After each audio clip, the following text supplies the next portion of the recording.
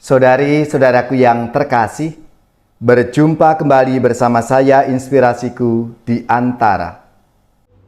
Renungan Harian Senin 18 Mei, Pekan Paskah yang ke-7. Semoga kita bersama keluarga, komunitas kita, selalu dalam keadaan baik, tetap sehat dan bersemangat. Marilah kita mengawali renungan kita hari ini dengan tanda kemenangan Kristus. Dalam nama Bapa dan Putra dan Roh Kudus. Amin. Allah Bapa yang Maha Pengasih, kami bersyukur atas sakramen baptis dalam gereja-Mu. Semoga rahmat sakramen itu mengobarkan semangat kami untuk memberikan kesaksian akan cinta kasih Putra-Mu.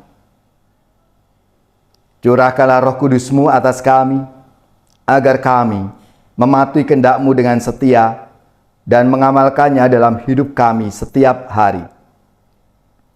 Dengan pengantaraan Yesus Kristus Putra-Mu Tuhan kami, yang bersama dengan Dikau dalam persatuan Roh Kudus, hidup dan berkuasa Allah sepanjang segala masa.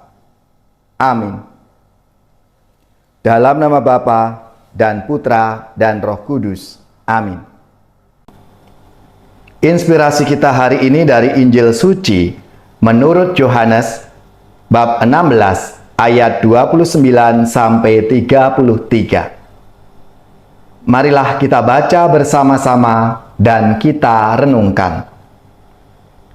Dalam amanat perpisahannya, Yesus berkata bahwa Ia akan tiba saatnya bahwa Ia tidak lagi berbicara dengan memakai kiasan.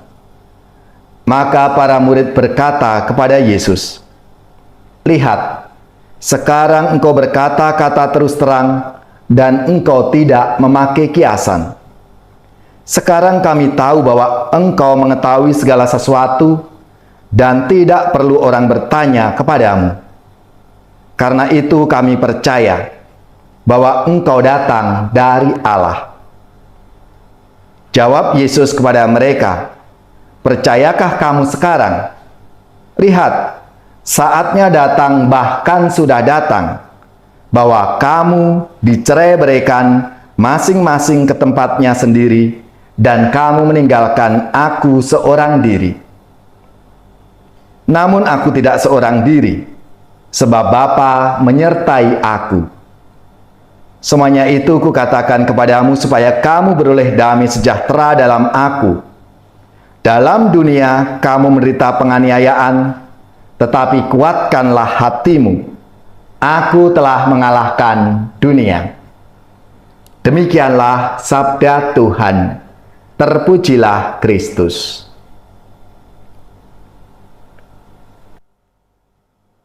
Saudara-saudaraku yang terkasih, dalam sabda Tuhan hari ini berkisah tentang percakapan antara Yesus dengan para muridnya pada peristiwa perjamuan malam terakhir. Sambil menikmati perjamuan itu, Yesus banyak memberikan nasihat kepada para muridnya. Di sisi lain, Yesus tahu bahwa peristiwa sengsara dan wafat yang akan dihadapinya membuat para murid tercerai-berai. Mereka akan meninggalkan Yesus seorang diri. Hal ini terbukti ketika Yesus menderita sengsara dan wafat, banyak murid Yesus yang lari meninggalkan Dia. Namun, peristiwa kebangkitan Yesus mengubah para murid untuk berhimpun kembali. Mereka selalu berkumpul untuk mengenangkan wafat dan kebangkitan Yesus. Pencurahan Roh Kudus pada peristiwa Pentakosta Yerusalem memberanikan para rasul untuk mewartakan Injil kepada segala bangsa.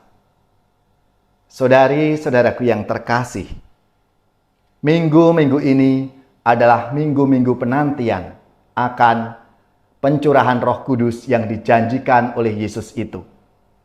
Minggu depan kita akan merayakan Pentakosta, hari turunnya Roh Kudus bagi para rasul, sekaligus bagi lahirnya gereja. Roh Kudus memperluas himpunan para rasul itu menjadi himpunan yang lebih besar, yaitu gereja. Dengan demikian, kekuatan gereja terletak pada Roh Kudus. Roh itu yang tidak lain adalah Allah sendiri, hadir dan berkarya bersama gereja untuk menyebarluaskan kerajaan Allah. Marilah, dengan kekuatan Roh Kudus kita sebagai jemaat Kristus, sebagai murid-murid Kristus, senantiasa berhimpun dalam paguyuban gereja, sekaligus kita diutus untuk berani bersaksi tentang nilai-nilai kerajaan Allah. Saudara-saudari yang terkasih, marilah, sesuai dengan panggilan hidup kita masing-masing, kita diutus untuk bersaksi, dan Roh Allah akan menyertai kita dalam seluruh perjalanan pesiarahan hidup kita.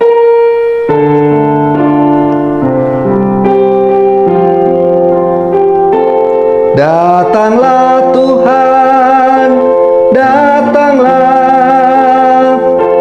datanglah Tuhan, datanglah, datanglah Tuhan, datanglah, oh Tuhan, datanglah, ku sedih Tuhan, datanglah, ku sedih Tuhan, datanglah,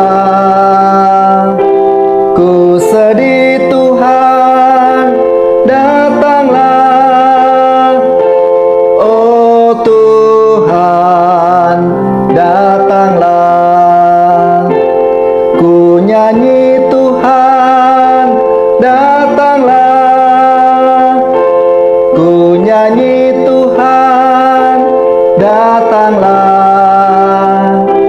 ku nyanyi Tuhan, datanglah, oh Tuhan, datanglah, ku mohon Tuhan, datanglah,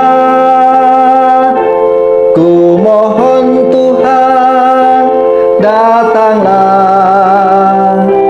ku mohon Tuhan, datanglah, oh Tuhan, datanglah.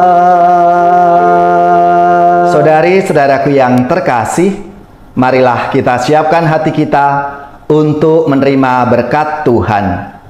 Semoga saudara-saudari sekalian, keluarga-keluarga dan komunitas kita, orang-orang yang kita doakan, mereka yang sakit, yang menderita, seluruh tugas, belajar, pekerjaan, usaha, serta karya pelayanan kita, dibimbing, dilindungi dan diberkati oleh Allah yang Maha Kuasa, Bapa dan Putra dan Roh Kudus.